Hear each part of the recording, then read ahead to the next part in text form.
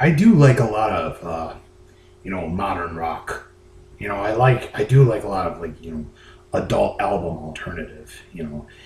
They play a lot of good modern shit on XRT like all the time, especially on Saturday mornings when they have like a different when they play songs from different years, like either the 60s, 70s, 80s, 90s, but not so much like early 2000s, during at least on Saturdays. But sometimes I feel as if I'm a sometimes I feel like a leftover of the 90s, even though I never was truly old enough to go through Generation X, that year, because I was born in 1990. But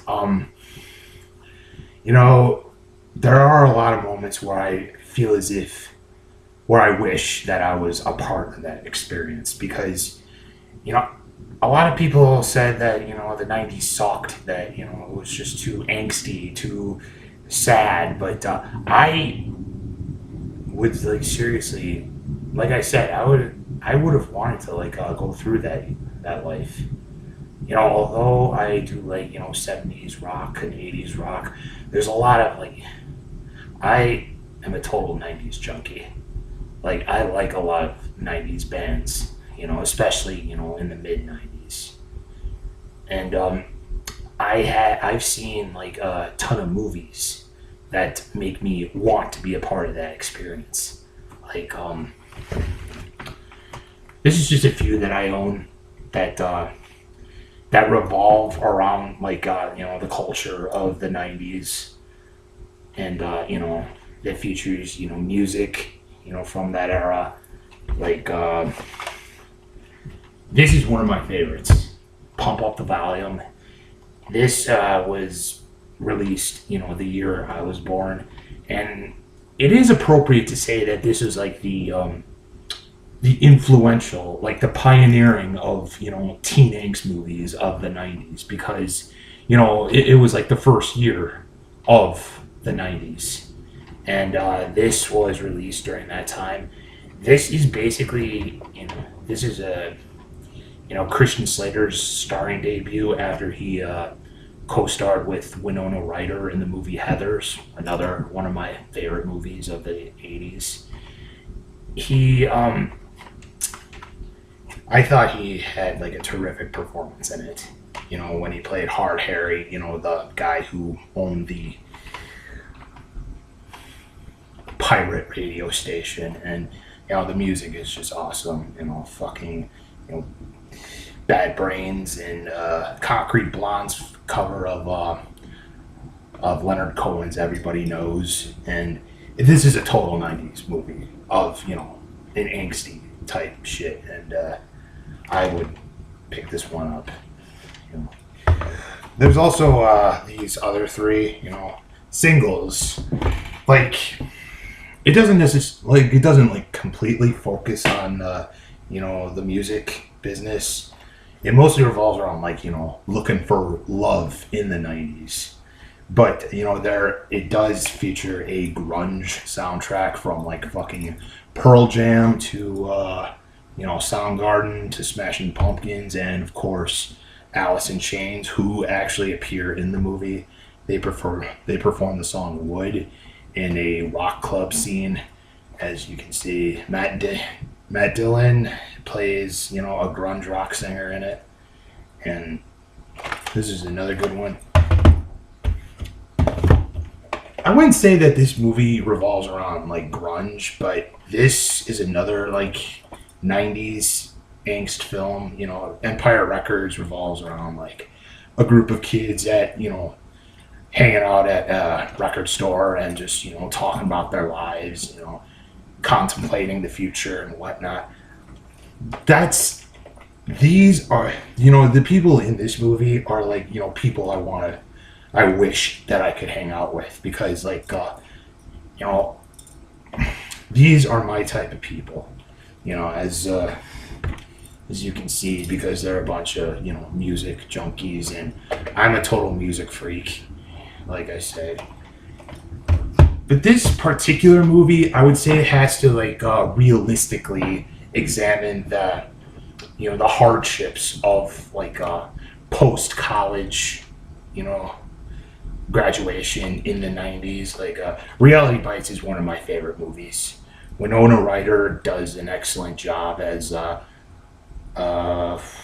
Lelana, who graduates from college but is really unsure of what to do with the future. Like it totally examines like all the problems of what happened during the '90s. Like AIDS and questioning sexuality and like fucking just relationship issues. And the film has an awesome soundtrack. It has like great bands like Juliana Hatfield 3. Their song "Spin the Bottle" is a good song, and fucking Lenny Kravitz and Squeeze. Their song "Tempted" plays in a particularly crucial scene. And like there was a ton of good shit on that soundtrack. But one band that didn't have much publicity, even though they were on the soundtrack, was this band. This band, like I think they're kind of grunge. They have like a shoegazing sound to it. But this is a band called the Indians. Like they have like 3 singles that have. Like 2 of them have like music videos. The song "Bed of Roses," which is on the soundtrack to the movie Reality Bites, on the soundtrack to the movie.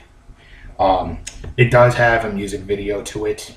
It is a good song, very kind of Breeders, Veruca Salt like. Well, because the lead singer is a female of this band, and there were 2 other songs on this album that are not part that appeared on the soundtrack to the movie California, which is another one of my favorite movies. The soundtrack to that movie is released under Polydor Records as well as this album, as well as this band.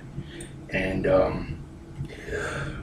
so I went to my Goodwill store, and I was, like I said, I always look at the CD rack, and I recognized, like, right when I spotted this album, I recognized the title of the band because they appeared on the Reality Bites soundtrack, and their song, just "Bed of Roses," just so happens to be on this album.